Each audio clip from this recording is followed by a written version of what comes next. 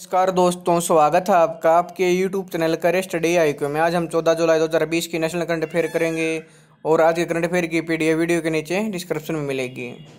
और आज का पहला प्रश्न है, हाल ही में किस देश ने बलि दिए जाने वाले पशुओं के लिए डिजिटल हॉट प्लेटफॉर्म लॉन्च किया? प्रश्न है बांग्लादेश, ब्रिटेन, भारत, रूस। इसका सही आंसर है बांग्लादेश ने। बांग्लादेश सरकार द्वारा आगे आने वाले ईद उल अजहा त्योहार से पहले बलि दिए जाने वाले पशुओं के ऑनलाइन बिक्री और खरीद के लिए डिजिटल हॉट प्लेटफॉर्म की शुरुआत की गई है। कोरोना महामारी के मद्देनज़र मवेशी किसानों और व्यापारियों को होने वाले वित्तीय नुकसान से बचाने के लिए इस प्लेटफॉर्म को शुरू किया गया है। साथ ही इसका उद्देश्य देश में कोविड-19 के इस कठिन समय में भीड़ से होने वाले कम्युनिटी ट्रांसमिशन के खतरे से भी बचना है। बलि दिए जाने वाले पशुओं को खरीदने और बेचने में रुचि रखने वाले लोगों को डिजिटल हॉट प्लेटफॉर्म पर स्वयं को पंजीकृत करना होगा, जो इच्छुक लोगों के लिए बिल्कुल फ्री सेवा है। इस प्लेटफॉर्म को बांग्लादेश सरकार द्वारा अपनी वेबसाइट और सोशल नेटवर्किंग साइटों के माध्यम से अपनी लागत पर लगातार प्रोत्साहित किया जा रहा है। बांग्लादेश की प्रधानमंत्री हैं शेख हसीना, इसकी राजधानी है ढाका और बांग्लादेश की मुद्रा है टका। हमारा अगला प्रश्न है, हाल ही में भारत डायनामिक्स लिमिटेड ने किसके साथ आकाश मिसाइल वेपन सिस्टम के लिए लाइसेंस और ट्रांसफर ऑफ टेक्नोलॉजी एग्रीमेंट पर हस्ताक्षर किए हैं? प्रश्न DRDO, IIT Delhi, ICMR, ICC. इसका सही आंसर है डीआरडीओ। भारतीय डायनामिक्स लिमिटेड ने रक्षा अनुसंधान एवं विकास संगठन और रक्षा अनुसंधान एवं विकास एवं प्रयोगशाला के साथ आकाश मिसाइल वेपन सिस्टम के लिए लाइसेंस और ट्रांसफर ऑफ टेक्नोलॉजी एग्रीमेंट पर हस्ताक्षर किए गए हैं। आकाश मिसाइल क्या है? आकाश मिसाइल भारत में निर्मित पहली मध्यम श्रेणी की सरफेस टू एयर मिसाइल है, जो अलग अलग जगह पर कई लक्ष्यों को भेजने में सक्षम है। यह मिसाइल 18 किलोमीटर की अधिकतम ऊंचाई पर लगभग 860 मीटर प्रति सेकंड की रफ्तार से वार कर सकती है। आकाश मिसाइल डीआरडीओ द्वारा डिजाइन और विकसित की गई और बीडीएल द्वारा निर्मित है। आकाश का उपयोग करके हवा में 30 किलोमीटर की दूरी पर जेट, ड्रोन, सतह से हवा में मार करने वाली मिसाइलों जैसे हवाई लक्ष्यों को गिराया जा सकता है। इस मिसाइल को टैंक और ट्रकों जैसे मोबाइल प्लेटफॉर्मों से भी लॉन्च किया जा सकता है। रक्षा अनुसंधान और विकास संगठन का मुख्यालय है नई दिल्ली में। इसके अध्यक्ष हैं डॉक्टर जी सतीश रेड्डी। अध्यक्ष और प्रबंध निदेशक भारतीय डायनामिक्स लिमिटेड के हैं सिद्धार्थ मिश्रा। भारतीय डायनामिक्स लिमिटेड का प्रधान कार्यालय है हैदराबाद, तेलंगाना में। हमारा अगला प्रश्न है, हाल ही में किस देश ने विश्व स्वास्थ्य संगठन वर्ल्ड हेल्थ ऑर्गेनाइजेशन WHO से आधिकारिक तौर पर अलग होने का ऐलान किया? प्रश्न भारत, अमेरिका, चीन, उत्तर कोरिया। इसका सही आंसर है अमेरिका। अमेरिका ने 6 जुलाई 2021 को विश्व स्वास्थ्य संगठन से आधिकारिक तौर पर अलग होने का ऐलान कर दिया है। अमेरिका के WHO से अलग होने की वास्तविक प्रक्रिया 6 जुलाई 2020 को अमेरिका के मंत्री माइक पोम्पियो द्वारा हस्ताक्षरित एक पत्र के साथ शुरू हो गई है। इससे प्रभावी होने में 1 साल का समय लगेगा। अमेरिका ने WHO से अलग होने का फैसला क्यों किया है? अमेरिका WHO पर लगातार कोरोना वायरस पर चीन का साथ देने का आरोप लगाता रहा है, जिसका पता पिछले साल चीनी शहर वुहान में चला था। अमेरिका ने WHO पर आरोप लगाते हुए कहा है कि स्वास्थ्य निकाय के इस मामले में पूरी दुनिया को गुमराह किया है, जिसके परिणाम स्वरूप वैश्विक स्तर पर लगभग 1.5 लाख लोग मारे गए, जिनमें 1,30,000 से अधिक लोग अकेले अमेरिका के हैं। ट्रंप प्रशासन द्वारा किए गए संबंधों की समीक्षा के बाद अमेरिका ने अप्रैल में ही WHO को वित्तीय सहायता देना बंद कर दिया। राष्ट्रपति डोनाल्ड ट्रंप ने लगभग 1 महीने बाद WHO से रिश्ते खत्म करने की घोषणा की थी। The US has been a party to the WHO constitution since June 21, 1948। America WHO का सबसे बड़ा योगदानकर्ता है, जो WHO को प्रति वर्ष 450 मिलियन अमेरिकी डॉलर की वित्तीय राशि प्रदान करता था। वहीं चीन वैश्विक स्वास्थ्य संस्था को हर साल लगभग 40 मिलियन अमेरिकी डॉलर देता है, जो अमेरिका का 10वां हिस्सा है। अमेरिका 21 जून 1948 को हुए WHO के गठन के बाद से इसका सदस्य रहा है। विश्व स्वास्थ्य सभा द्वारा इसकी सदस्यता को इस विश्व निकाय से अंतिम रूप से अलग होने के लिए अमेरिका द्वारा निर्धारित कुछ शर्तों के साथ स्वीकार किया गया। डब्ल्यूएचओ का मुख्यालय जेनेवा स्विट्जरलैंड में। इसके महानिदेशक हैं टेड्रोस अधानोम। हमारा अगला प्रश्न है, हाल ही में कौन सा देश चेचक और खसरे से मुक्त घोषित किया गया? हमारा प्रश्न है मालदीव, रूस, श्रीलंका, ए एंड सी दोनों। इसका सही आंसर है ए एंड सी दोनों, मालदीव और श्रीलंका। विश्व स्वास्थ्य संगठन के अनुसार दक्षिण पूर्व एशियाई क्षेत्र के 2 देश मालदीव और श्रीलंका की चेचक और खसरे को अपने लक्ष्य से पहले खत्म करने वाले देश के रूप में पुष्टि की गई है। इसके साथ ही अब मालदीव और श्रीलंका डब्ल्यूएचओ दक्षिण पूर्व एशियाई क्षेत्र के ऐसे पहले 2 देश बन गए हैं जिन्होंने 2023 तक चेचक और खसरे के उन्मूलन का लक्ष्य पहले से ही समय से पहले हासिल कर लिया है। मालदीव में चेचक का अंतिम केस साल 2009 में और खसरे का अक्टूबर 2015 में सामने आया था, जबकि श्रीलंका में चेचक का अंतिम मामला मई वर्ष 2016 में और खसरे का मार्च 2017 में सामने आया था। यह घोषणा चेचक और खसरा के उन्मूलन के लिए आयोजित दक्षिण पूर्व एशियाई क्षेत्रीय पुष्टिकरण आयोग की 5वीं बैठक के बाद की गई। इस आयोग में महामारी विज्ञान, वायरोलॉजी और सार्वजनिक स्वास्थ्य के क्षेत्रों में 1169 अंतर्राष्ट्रीय विशेषज्ञ शामिल हैं।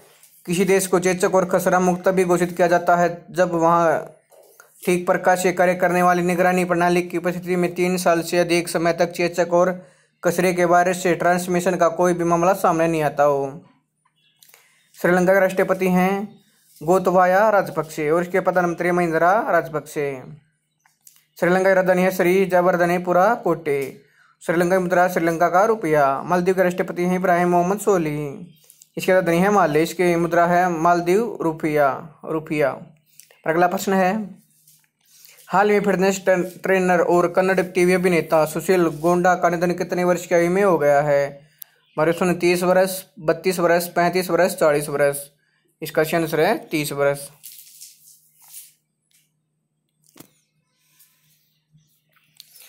कन्नड़ टीवी अभिनेता सुनील गोंडा का निधन 30 वर्ष की आयु में हो गया है।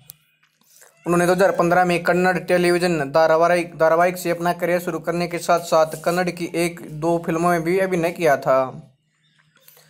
उन्होंने धारावाहिक अंतपुरा में निभाई एक भूमिका को सीडी बनाकर कन्नड़ फिल्म उद्योग में कदम रखा था। वह अभिनेता के अलावा फिटनेस ट्रेनर भी थे। हमारा अगला प्रश्न है, हाल ही में केंद्रीय प्रत्यक्ष कर बोर्ड ने डेटा एक्सचेंज करने के लिए किसके साथ समझौते पर हस्ताक्षर किए? हमारे DRDO, सेबी, ICMR, डब्ल्यूएचओ। इसका सही आंसर है सेबी के साथ। केंद्रीय प्रत्यक्ष कर बोर्ड और भारतीय प्रतिभूति और विनिमय board, security and exchange board of India SEBI ने डेटा एक्सचेंज करने के लिए समझौते पर हस्ताक्षर किए हैं। इस समझौते से दोनों संगठनों द्वारा आपस में स्वचालित और नियमित रूप से सूचना और डेटा का आदान प्रदान किया जाएगा। दोनों संगठन डेटा के नियमित रूप से डेटा के आदान प्रदान के लिए विभिन्न कानूनों के तहत अपने कार्यों को पूरा करने के उद्देश्य से अनुरोधों और अपनी ओर से संबंधित डेटाबेस में उपलब्ध किसी भी जानकारी के लिए एक दूसरे के साथ आदान प्रदान करेंगे। इस पहल के लिए एक डेटा एक्सचेंज संचालन समूह भी गठित किया गया है जो समय समय पर डेटा एक्सचेंज स्थिति की समीक्षा करेगा और डेटा शेयरिंग व्यवस्था की प्रभावशीलता को और बेहतर बनाने के लिए कदम उठाएगा। CBDT के अध्यक्ष हैं प्रमोद चंद्र मोदी। इसका मुख्यालय नई दिल्ली में। भारतीय प्रतिभूति और विनिमय बोर्ड के अध्यक्ष हैं अजय त्यागी। इसका मुख्यालय मुंबई में। भारतीय राष्ट्रीय राजमार्ग प्राधिकरण अध्यक्ष हैं सुखबीर सिंह संधू। अगला प्रश्न है, हाल ही में किस बैंक ने L&T इंफ्रास्ट्रक्चर फाइनेंस लिमिटेड को $50 मिलियन का ऋण देने की घोषणा की? हमारा प्रश्न है AIIB bank, PNB bank, SBI bank, RBI bank. इसका सही आंसर है AIIB bank. Asian infrastructure investment bank AIIB ने L&T इंफ्रास्ट्रक्चर फाइनेंस लिमिटेड को $50 मिलियन का ऋण देने की घोषणा की है।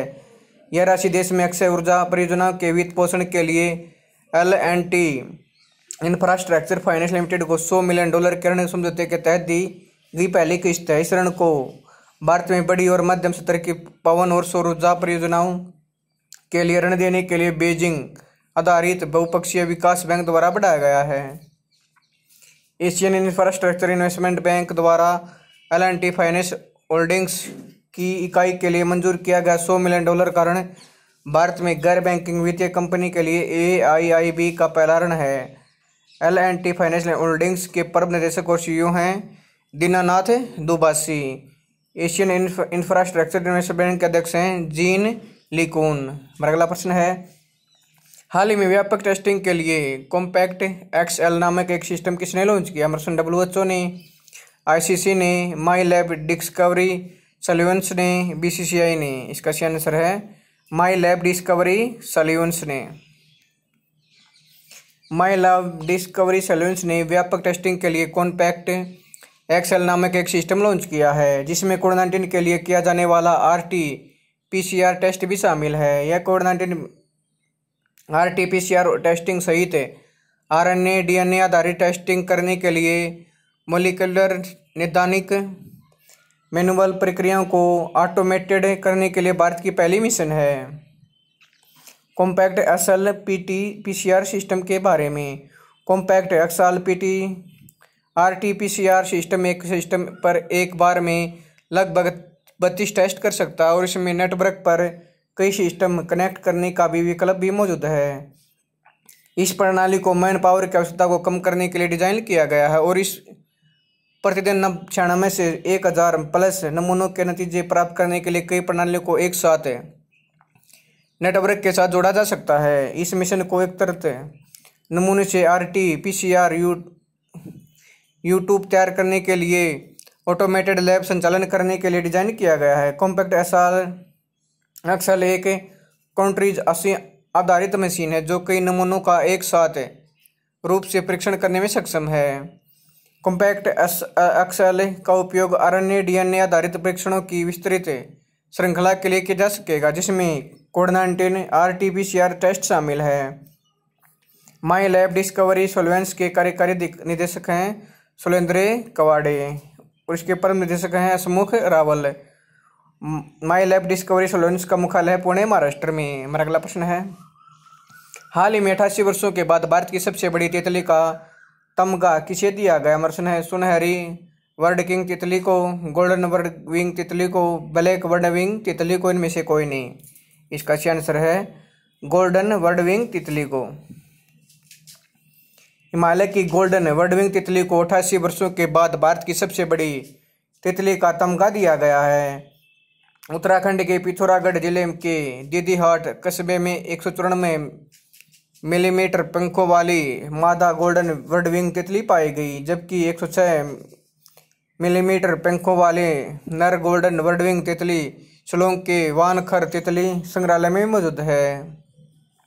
हाल ही में इसकी और अन्य 24 प्रजातियों की तितलियों के नए मापों की जानकारी वायो नोट्स के नवीनतम अंक में प्रकाशित की गई थी, जो लाइफ फोरम्स पर होने वाले शोध के लिए प्रकाशित किए जाने वाले त्रैमासिक समाचार पत्र हैं। उत्तराखंड के भीमताल में स्थित बटरफ्लाई रिसर्च सेंटर के पीटर समेट शेख और यूनान विश्वविद्यालय के चीनी विज्ञान अकादमी के श्री सटी पाती इस अध्ययन के लेखक हैं। हमारा अगला प्रश्न है, हाल ही में इंडिया ग्लोबल वीक 2020 सम्मेलन का आयोजन कहाँ किया गया? हमारा प्रश्न भारत, ईरान, ब्रिटेन, इनमें से कोई नहीं। इसका सही आंसर है ब्रिटेन में।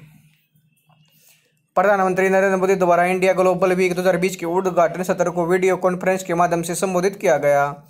यह कॉन्फ्रेंस ब्रिटेन में be the revival India and a better new world की थीम पर 3 दिनों तक आयोजित की जाएगी।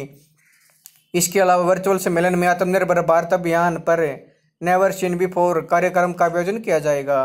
इंडिया ग्लोबल वीक 2020 सम्मेलन में 30 देशों के 5000 वैश्विक प्रतिभागी हिस्सा लेंगे और इसे 75 सत्रों में 250 वैश्विक वक्ताओं द्वारा संबोधित किया जाएगा। हमारा अगला प्रश्न है, हाल ही में किस IT संस्था ने भारत के पहले नवेदिया AI प्रौद्योगिकी केंद्र की स्थापना के लिए बहुराष्ट्रीय प्रौद्योगिकी कंपनी नवेदिया की साथ समझौता किया? अमरसन IIT Kanpur, IIT Delhi, IIT Hyderabad, IIT Bombay. इसका सही आंसर है IIT हैदराबाद। हैदराबाद स्थित भारतीय प्रौद्योगिकी संस्थान ने भारत के पहले नवेदिया AI प्रौद्योगिकी केंद्र की स्थापना के लिए बहुराष्ट्रीय प्रौद्योगिकी कंपनी नवेदिया के साथ समझौता किया है। यह केंद्र आर्टिफिशियल इंटेलिजेंस और इस कमर्शियल अपनाने पर रिसर्च को गति देने के लिए स्थापित किया गया है। टाइप से जुड़ी महत्वपूर्ण जानकारियाँ, इस परियोजना में AI एल्गोरिदम का उपयोग करके फसल की पैदावार बढ़ाना और सुरक्षित परिवहन प्रणालियों के लिए सहयोग करने के लिए एआई आधारित समाधान लागू करना और यातायात का प्रबंधन करने के लिए बेहतर प्रयासों को शामिल करना है। यह समझौता कृषि, स्मार्ट शहरों और भाषा की समझ के पहलुओं में एआई अनुसंधान को बेहतर बनाने पर केंद्रित है। NVAITC IITH में 2020 फैकल्टी के लिए अनुसंधान में तेजी लाएगा, जो पहले से ही भारत के अग्रणी अनुसंधान संस्थानों में से एक है। यह IIT द्वारा निर्मित मजबूत एआई क्षमताओं पर आधारित होगा, जिसमें एआई में देश का पहला बीटेक कार्यक्रम भी शामिल है। महत्वपूर्ण तथ्य है, IITH हैदराबाद स्थित भारतीय प्रौद्योगिकी संस्थान में पहले से ही 2 NVIDIA DGX ITM सिस्टम और NVIDIA DGX2TM सिस्टम स्थापित किया गया है, जो संस्थान में किए जा रहे अनुसंधान के लिए समर्पित है। तेलंगाना सरकार ने 2 जनवरी 2020 को अन्य समझौतों के साथ NVIDIA स्थित विभिन्न कंपनियों के साथ 8 समझौते ज्ञापन पर हस्ताक्षर किए हैं। राज्य सरकार ने हाल ही में 2020 को ईयर ऑफ एआई घोषित किया है। इस प्रयास में NVIDIA पहले से सरकार का भागीदार है। NVIDIA का मुख्यालय कैलिफोर्निया, अमेरिका में। इसके संस्थापक और अध्यक्ष और CEO हैं जेनसेन हुआंग। इसके IIT हैदराबाद के निदेशक हैं BS मूर्ति। महाराज का आखिरी प्रश्न है, हाल ही में गोवा के पूर्व स्वास्थ्य मंत्री डॉक्टर सुरेश अमोनकर का निधन कितने वर्ष की आयु में हो गया? 68 वर्ष, 70 वर्ष, 75 वर्ष, 80 वर्ष। इसका आंसर है 68 वर्ष। गोवा के पूर्व स्वास्थ्य मंत्री डॉक्टर सुरेश अमोनकर का कोविड-19 के कारण निधन 68 वर्ष की आयु में हो गया है। वह 2 बार 1999 और 2002 में गोवा विधानसभा से विधायक चुने गए थे।